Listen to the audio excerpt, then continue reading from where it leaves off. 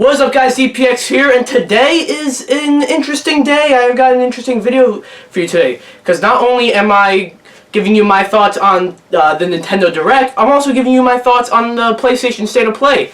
At the time of recording this, the PlayStation State of Play has not happened yet. It happens in about like 2 hours, but that won't matter to you. It's just interesting that I got both these on the same day.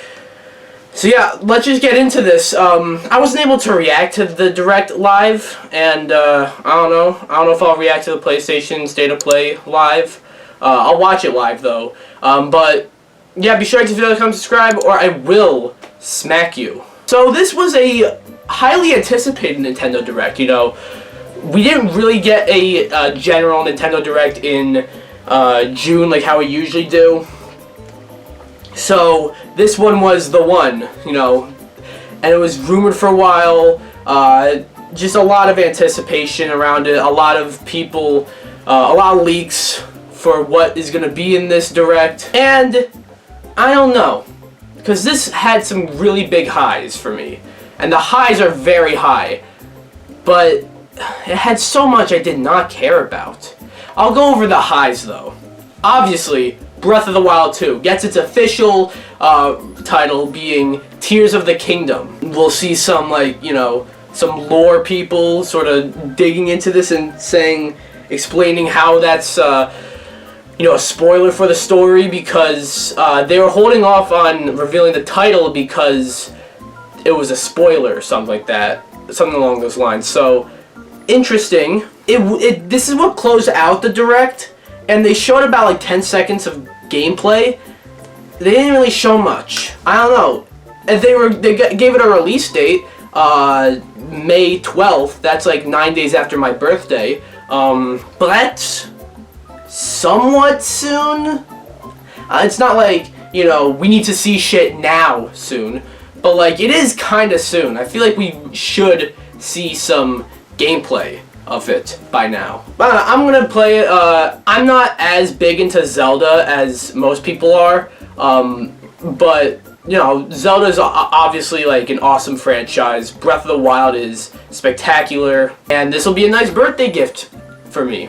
As for some other stuff that were pretty exciting, we got finally we got like an official reveal of Pikmin 4. It was not much. It was basically just the logo, but like the game exists and it says 2023. I feel like, you know, I've heard people say, you know, this reveal is kind of like the Metroid Prime 4 reveal. I don't quite think so, because that didn't even have a date or anything. This had some, you know, CG, which is frustrating for its own reason, but you know, it had CG and it had like a year, 2023, and you know, I'm excited. I never got too into Pikmin, but like, I know they're all great, so maybe I'll pick this game up. But even before that, they spent Miyamoto, he showed up, and it's always great to see Miyamoto, but then he gives, like, you know, the release window for the Mario movie. I was actually convinced he was going to show a trailer for the Mario movie, and I was ready for the internet to meme that into an oblivion. But no, he talked about the Pikmin cell phone game that's been out for months, and then he showed Pikmin 4. So yeah, Pikmin 4 is exciting. I don't know why he showed the cell phone game though. Other cool stuff, Fire Emblem Engage actually looks really good. You know, I didn't play too much Fire Emblem. I played Awakening and I played Three Houses, and both of them are phenomenal. This game looks great, and I see Martha's in it and some other, you know, older Fire Emblem characters. So that's interesting, maybe how they're going to be incorporated into this game. I might pick it up. It comes out kind of soon. It comes out in January, like the 20th or something like that. I don't know. It's pretty soon. In terms of RPGs, we also got Octopath Traveler 2. I didn't play too much of the first Octopath Traveler, nor have I played like Triangle Strategy, but this 2D HD remake style thing, not remake, but I did play the Live A Live remake, and that was phenomenal. And this looks really good. In terms of other RPGs, there's the Front Mission remake. They're remaking the first game, coming out this November. They're remaking the second game, which was never released outside of Japan. I don't. Is that also coming out this November? And then they also announced that they are developing a remake of the third game. So yeah, we're getting quite a few good Front Mission remakes. Getting a remaster of Tales of Symphonia, that's pretty good. Tales of Symphonia is a phenomenal game for the GameCube. Definitely the best Tales game. There's Tales of Vesperia that a lot of people love, and there's a lot of fucking Tales games. I really like Tales of Arise, but it peaked at Symphonia, I feel, and it's good to see that we're getting, it's getting a remaster, because that game, it's kind of stuck on the GameCube in a way. Like, I know it got ported over, but like, it's on Steam, but the Steam version's not that good. I've actually played the Steam version. It's not good. See, I'm excited to play like a remaster of this. Speaking of unexpected remasters or remakes, this one's more of a remake. Kirby Return to Dreamland Deluxe. I did not in a million years think we'll be getting a Kirby Return to Dreamland remake, but that game on the Wii is freaking awesome. And we're getting a remake of it. I never expected that, but hey, I'm not at all, upset. ML, my friend ML, he's a big Kirby fan, and I know he loves this game, so seeing it get a remake, I'm sure probably made his day. And then for like the Nintendo Switch Online, I was kind of expecting, with all the leaks, some Game Boy Advance, GameCube. I was actually kind of expecting like TurboGrafx 16. No one gives a shit about that console, but that console was on the Wii Virtual Console, on the Wii U Virtual Console. I wouldn't be surprised if that ends up on the Nintendo Switch Online at some point. But we didn't get any new consoles on there. We did get some new N64 games on there. We're getting Pilot Wings 64. If I can remember, we're getting Pilot Wings 64, all 3 Mario Parties, both Pokemon Stadiums, 1080 Snowboarding, and Excite Bike. That sounds cool. That's a pretty decent lineup. And then they announced that GoldenEye is coming to the service. And there were leaks about GoldenEye for months now. That game was stuck on the N64. I don't think that specific version of the game has ever been re-released. They remade it for like the Wii and Xbox 360, but it was just a Call of Duty clone. I heard it was in like a 3-way dispute between like Nintendo, Microsoft, and MGM, which I don't know if you know this, but MGM's owned by Amazon, so throw Amazon into that, and yeah, it's kind of, some crazy rights issues, but they got it on here, and it's coming to Xbox Game Pass as well. But one thing I think, like, this Switch version has online play, obviously. I don't think the Xbox version is going to have online play. It's kind of funny, actually. And they also had some sizzles there. Most of it is sort of just, like, cool stuff, not much to say about. There was one game there that really excited me, and that was the Crisis Core Final Fantasy VII Reunion. I'm really looking forward to that. They're remastering Crisis Core, and they got an official release date, December 13th. So yeah, I'm definitely buying this game. Yeah. So yeah, it was really everything that stood out to me in the Nintendo Direct. A lot of the stuff in it though was like a bunch of farming simulator games. Like, and that's such a bizarre like genre to be like, to have a whole fuck ton of representation. I don't know why. Why is there, like, and they all look the same. I kind of do feel bad for saying that, but they all kind of did look the same. All the farming simulator games. There's a bunch of other like RPG games, why did I say that? But there's a bunch of other RPGs, which, I like RPGs, I like Final Fantasy, I like Live Alive, I like a lot of RPGs, but like, a lot of these also looked the same, the same sort of like anime looking art style, whatever. Not a knock on that, it's just, variety. We didn't have that much variety in this Direct. There wasn't anything too crazy. Like, yeah, I really like to see Tales of Symphonia, but that's not like a major, like, that's a remaster. You know, it's not a major thing in this Direct. I really liked Kirby Return to Dreamland Deluxe, but Kirby's never really been like a huge hitter, you know, a huge headline in a Nintendo Direct, unless like I feel like the when Forgotten Land was first announced, that was pretty big because it was the first 3D Kirby game. But like, you know, the front mission stuff, it's great to see that.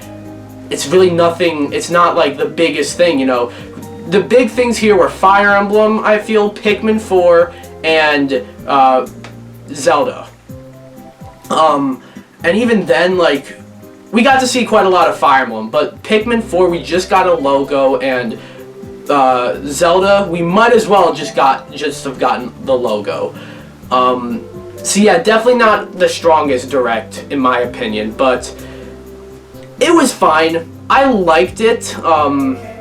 Yeah, oh, and there was the cloud versions for the Resident Evil games, because we're still doing cloud versions. Alright, well, in a couple of hours I'll be back here to give you my thoughts on the state of play. I guess I remembered. Yeah, it's been a couple of hours later. I just got done watching the state of play, and I wasn't really sure what to expect from this. The state of plays don't usually have the big first-party Sony stuff. It's usually, you know, that stuff is usually saved for the once-a-year, you know, PlayStation showcases. And if not, if it's like another time of the year, they usually throw those into like other stuff. Like The Last of Us Part 1 was revealed in the at Summer Games Fest. So stuff like that. They're not usually in the state of play, so I wasn't quite sure what to expect with this. And there's a few cool things. We finally got to see more Project Eve, and how it's not called Project Eve. It's called, because that was like the working title, it's called Stellar Blade. Looks really cool. It's supposed to be coming out in 2023. This game's been in development for a while. I haven't really been following it. I actually only knew about it starting last year, at last year's PlayStation Showcase. But, this one, like, now we know its official name, Stellar Blade, and it's looking like it's, like, you know, a lot further along. Should be coming out next year, and it looks very solid. The show started with, Tekken 8.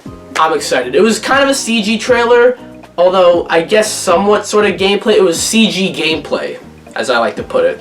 You know, it was basically like how gameplay for this game would be, but it was CG'd. That made any sense. I actually can't recall if it said that it was coming out in 2023, but if it does, that's gonna be crazy to have a Street Fighter game and a Tekken game coming out in the same year. That's insane. But, yeah, I can't say too much about it, though, because all we got was, like I said, a mostly CG trailer of Kazuya and Jin fighting each other, and it looked cool. And of course, I'm stoked for Tekken 8. Just need to see more. You know, there's not much to say about it really, because we didn't see that much. A couple of other games on here, like the Life of Dragon, Ishin, whatever the fuck it was called, looked interesting. They said it was like a Sega game that they remade it from the ground up and was never released here in America. So like the first time we're getting it is like rebuilt from the ground up, which I think is really cool. Another game that interested me, but kind of for different reasons, was the Rise of Ronin, I think it was called. The game that looked exactly like Ghost of Tsushima. Anyone else think that? That whole time I was watching it, I was thinking like, this is Ghost of Tsushima 2. Then I was kind of conflicted a little bit because Sucker Punch is behind that game, and they should be. And I've heard that they are, you know, Ghost of Tsushima 2 is in development over at Sucker Punch, but this had Koei Tecmo and Team Ninja. I don't know why they would be making Ghost of Tsushima 2. So it wasn't Ghost of Tsushima 2. It is Rise of Ronin. And it's not coming out until 2024. It said it's coming out in 2024. So, yeah, I mean, we're waiting for a while on that one. But I don't even think anyone's really too crazy excited for that. But It looks interesting. And then, of course, God of War. We ended on a controller for God of War Ragnarok, and then we got a lot of new gameplay, and some story stuff. All of it looked really cool, and I'm already sold on this game. So, yeah. And that was pretty much all that I really cared too much about. There's some driving game that looked interesting, but it was all dark and stuff, and I couldn't really tell what was happening. They showed some VR games, again, looked interesting. Oh yeah, they showed Hogwarts Legacy, which I'm starting to get a bit sick of seeing that game, you know. We went from, like, barely seeing that game to me being like, alright, please stop showing me this game. I'm sick of seeing this. I just want to play it. And the worst part about that is that we're not playing until fucking February. So great. I'm just ready for this to come out, and it's like they're just gonna keep showing it. But yeah, it's pretty much all the State of Play had. Nothing else that was too big. You know, Tekken 8 is big. Stellar Blade looks absolutely fantastic, and God of War, again, I'm already sold on that game. That's also the problem. You ended it off on a game that comes out in 2 months that I'm already sold on. I'm sure most people watching this presentation were gonna buy anyways. So, like, I don't know. Today, I don't know how there's both a Nintendo Direct and the PlayStation State of Play on the same day, and both of them were mid. But that was just my thoughts. What do you guys think of the Nintendo Direct? What about the State of Play? Let me know in the comments below, or I will smack you. And subscribe, and turn on notifications, and like the video, or I will smack you. Bye!